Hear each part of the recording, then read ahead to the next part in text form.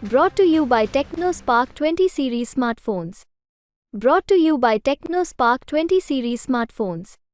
I'm superhuman. Ashok Gehlot के बेटे वैभव गहलोत जालौर से चुनाव क्या हार रहे हैं। जिस प्रकार की बातचीत और जिस तरह का एक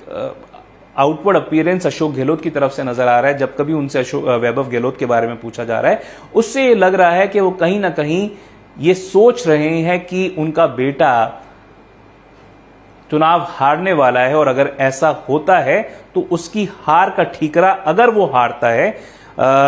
तो उस सिचुएशन में किसके सर पर फोड़ा जाए। और उनको लगता है कि सचिन पायलट से बेहतर ऐसा कोई व्यक्ति हो नहीं सकता, क्योंकि पहले से ही उनकी अदावत चली आ रही है। इसीलिए बार बार वो सचिन पायलट को लेकर जिस प्रकार की बात कर रहे हैं, कह रहे हैं कि सचिन पायलट को वो बयान नहीं देना चाहिए था जिसमें उन्होंने दैनिक भास्कर अखबार को यह कह दिया कि वो तो जाना चाहते थे वैभव गहलोत के चुनाव में कैंपेनिंग करने, पर उन्हें बुलाया नहीं गया।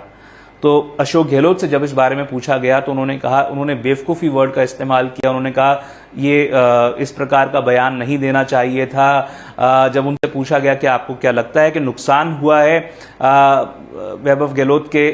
चुनावी कैंपेन में सचिन पायलट के बयान की वजह से, तो उन्होंने कहा कि मैं इस बारे में अभी बात नहीं करूंगा। तो मतलब कहीं ना कहीं तर्कश में तीर जो है वो रखना चाह रहे हैं अशोक गहलोत कि ये तीर जो है मैं तब निकालूंगा अगर मेरा बेटा हार गया, क्योंकि अगर इस प्रकार की बात कर रहे हैं तो कहीं ना कहीं शायद उनको ये लग रहा है कि उनका बेटा हार रहा है या हार चुका है चुनाव, और इसीलिए कहीं ना कहीं उसकी हार का ठीकरा, अगर वो हार 4 जून को डिक्लेयर होती है तो वो सचिन पायलट के सर पर फोड़ी जा सके, और इसीलिए कहीं ना कहीं वो इस प्रकार की बातें कर रहे हैं। और ये पूरी जो बयानबाजी है अशोक गहलोत की तरफ से, ये इतनी हास्यास्पद लगती है, इतनी बचकानी लगती है कि अगर सचिन पायलट इतने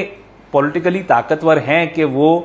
एक पूर्व मुख्यमंत्री के बेटे का चुनाव पूरी तरह से अपने एक बयान की वजह से, वो भी एक अखबार को दिए बयान की वजह से घुमा दें, तो फिर तो सचिन पायलट का अच्छा खासा दबदबा अन्य सीटों पर भी होना चाहिए। उनकी एक अच्छी खासी पैठ बाकी की सीटों पर भी होनी चाहिए। पश्चिमी राजस्थान, पूर्वी राजस्थान में तो वैसे ही माना जाता है कि ये जो दौसा, करौली, सवाई माधोपुर की बेल्ट है, वहां पर सचिन पायलट का अच्छा खासा राजनीतिक वर्चस्व है, दबाव है। और अगर पश्चिमी राजस्थान में भी जालौर, सिरोही,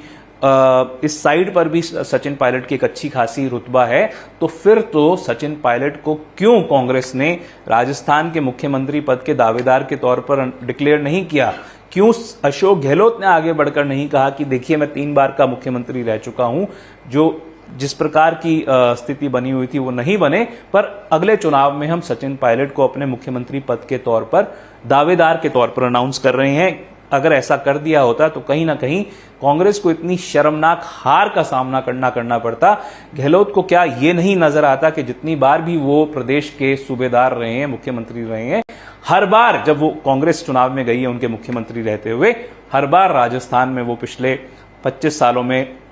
करारी हार का सामना करने का उसको पड़ा है। और तमाम परिस्थितियों में जिस तरह से सचिन पायलट अगर इतने कद्दावर नेता हैं तो उनको बुला लेते, क्या दिक्कत थी उसमें? उनको अगर वैभव गहलोत बुलाकर उनके साथ में घूम लेते, 4 जगहों पर 2 सभाओं में उनके साथ में चले जाते, तो कहीं ना कहीं उसका फायदा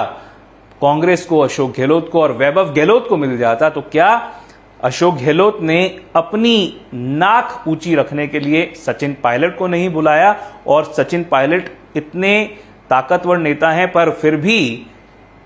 उनका अहंकार इतना बड़ा हो गया कि उनको अपने बेटे की हार स्वीकार थी, पर सचिन पायलट को जालौर सिरोही सीट पर अपने बेटे की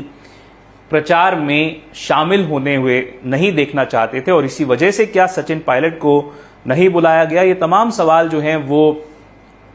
अशोक गहलोत इसका जवाब दे सकते हैं। पर जिस तरह से वो कह रहे हैं कि देखिए अभी चुनाव खत्म नहीं हुआ, चुनाव अभी बचा हुआ है, सचिन पायलट को इस प्रकार की शब्दावली का इस्तेमाल नहीं करना चाहिए था। पर वहीं दूसरी तरफ अनिल चोपड़ा को, जो कि जयपुर ग्रामीण से कांग्रेस के उम्मीदवार हैं, वहां से उन्होंने कहा कि मैं तो वहां जाना चाहता था पर अनिल चोपड़ा ने मुझे नहीं बुलाया, पर मैंने शिकायत नहीं की।